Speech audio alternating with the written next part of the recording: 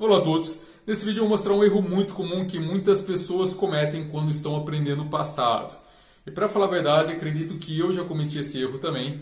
E é bem provável que você já tenha cometido e nem tenha percebido. Ou a pessoa tenha corrigido e você ficou sem saber o porquê foi corrigido. E eu vou explicar por que é um erro tão comum. Então tem um motivo por que muitas pessoas cometem esse erro, mas eu vou explicar logo depois da vinheta nova.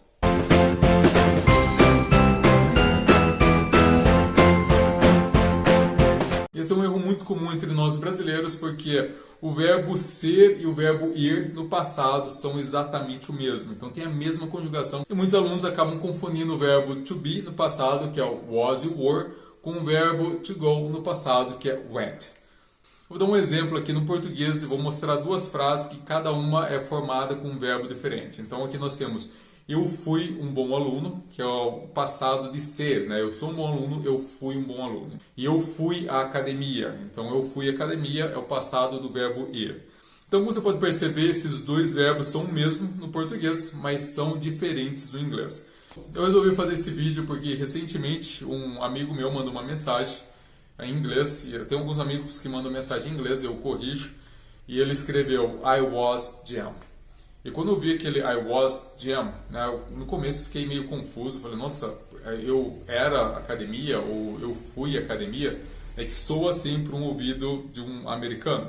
Depois eu percebi que ele estava usando o verbo fui, mas o fui do verbo ser e não do verbo ir. Então é um erro muito comum, se você cometeu esse erro, não se sinta mal. E eu já vi várias pessoas cometerem o mesmo erro. E depois eu corrigi ele, eu mostrei o certo, I went to the gym. Mas eu percebi que realmente é um erro que muitas pessoas cometem e muitas vezes elas nem percebem. E é um erro muito comum, muito natural, mesmo porque no português o verbo ser e o verbo ir no passado têm a mesma conjugação. Então cuidado quando você estiver aprendendo o passado para não cometer esse erro. É só você fazer algumas conjugações do verbo to be e o verbo to go no passado, contextualizar, fazer algumas frases que com certeza você vai sanar esse problema. Antes de encerrar esse vídeo, eu gostaria de mostrar minha boina nova que eu ganhei de uma brother minha, que também é uma youtuber.